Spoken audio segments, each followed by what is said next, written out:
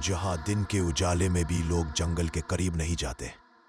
जंगल के बीच में एक पुराना मकबरा है जिसके बारे में कहा जाता है कि वो जिन्नात का ठिकाना है।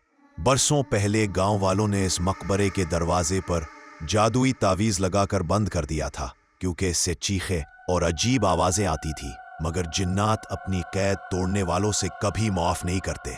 ये कहानी है आसिम की, जो अपनी बिलौगरी के जुनून में इस मकबरे के राज खोलने चला और जिन्नात एक खौफनाक इंतकाम का शिकार हो गया। आसिम एक यूट्यूब ब्लॉगर था जो हॉरर वीडियोस बनाता था। जब उसे सहोली के मकबरे की कहानी मिली, उसका दिल मचल उठा। भाई, ये वीडियो हिट हो जाएगी। इसने अपने दोस्तों राशिद और फैसल से कहा, अपना कैमरा और ड्रोन तैयार करते हुए।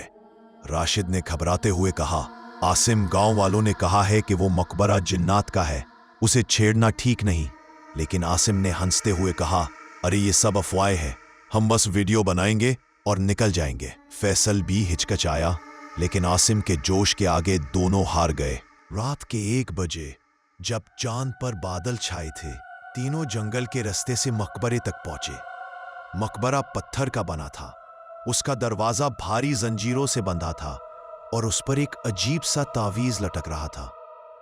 आसिम ने ड्रोन उड़ाया ताकि मकबरे के ऊपर से फुटेज ली जा सके। ड्रोन की स्क्रीन पर एक अजीब मंजर दिखाई दिया।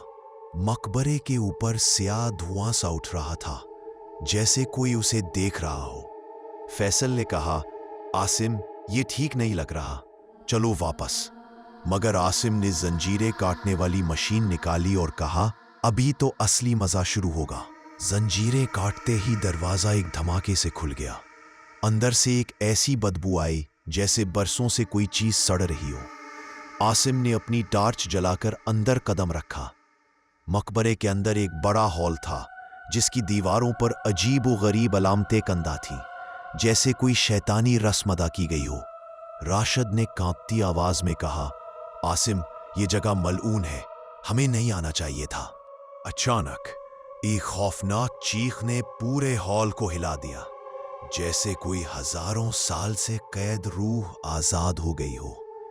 आसिम ने कैमरा घुमाया, लेकिन स्क्रीन पर कुछ अजीब दिखाई दिया। एक स्याह साया जो उनके गिर्द घूम रहा था। ये क्या है? फैसल ने चीखते हुए कहा। साये ने एक शक्ल इख्तियार की, एक हस्ती जिसका जिस्म धुएं जैसा था, लेकिन उनकी आंखें खून की तरह सुर्ख थी।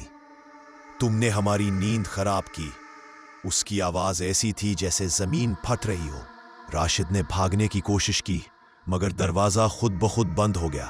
आसिम ने चीख कर कहा, हमने तुम्हारा क्या बिगाड़ा? हस्ती ने हंसते हुए कहा, तुमने हमारी कैद तोड़ी, अब तुम्हारी रूह हमारी है। हस्ती ने अपना हाथ बढ़ाया और फैसल एकदम जमीन पर गिर पड़ा। उसकी आंखें सफेद हो गईं, जैसे उसकी रूह खींच ली गई हो। राशिद ने अपनी जेब से एक तावीज निकाला और बुलंद आवाज में दुआ पढ़नी शुरू की। हस्ती चीखी और पीछे हटी, मगर उसकी हंसी और बुलंद हो गई। तुम्हारे तावीज हमारे सामने कुछ नहीं, उसने कहा और राशिद की तरफ बढ़ी। राशिद की चीख हवा में गूंज गई और वो भी जमीन पर बेहोश हो गया। आसिम अकेला रह गया था। उसने कैमरा उठाया और चीखा, मैं तुम्हें दुनिया के सामने बेनकाब करूंगा। मगर जैसे ही उसने कैमरा ऑन किया, स्क्रीन पर उसका अपना चेहरा दिखाई दिया, लेकिन उसकी आंखें सुर्ख थीं और उसके चेहरे पर एक शैतानी मुस्कुराहट थी। आसिम ने खौफ से कैमरा फेंक दिया। वो भागने लगा, मगर मकबरे की दीवारें उसके गिर्द घूमती हुई दिखाई दीं, जैसे वो किसी जादुई दायरे में फंस गया हो। आसिम ने हिम्मत जमा की और मकबरे के बीच में पड़े एक पुराने पत्थर को देखा, जिस पर अजीब अलामतें कंधा थीं। उसने सोचा कि शायद ये जिन्नात की कैद का राज है।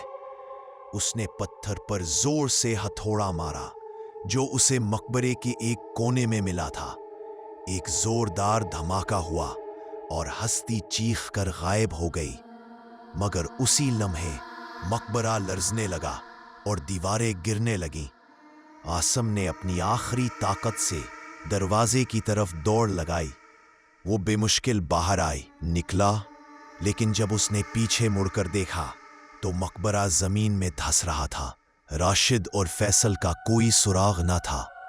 गांव वालों ने आसिम को पाया, लेकिन वो नीम पागल हो चुका था। उसकी जबान पर बस एक ही बात थी, वो आएंगे, वो सबका इंतकाम लेंगे। आसिम शहर वापस आया, मगर वो पहली जैसा ना रहा।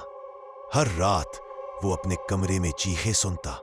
उसके कैमरे की आखिरी वीडियो जो उसने अपलोड नहीं की थी खुद ब खुद चल जाती। उस स्क्रीन पर वही स्याह हस्ती दिखाई देती जो अब आसिम के साए में छुपी थी। एक रात आसिम गायब हो गया। उसके कमरे में बस एक कागज मिला जिस पर खून से लिखा था, जिन्नात का इंतकाम कभी खत्म नहीं होता।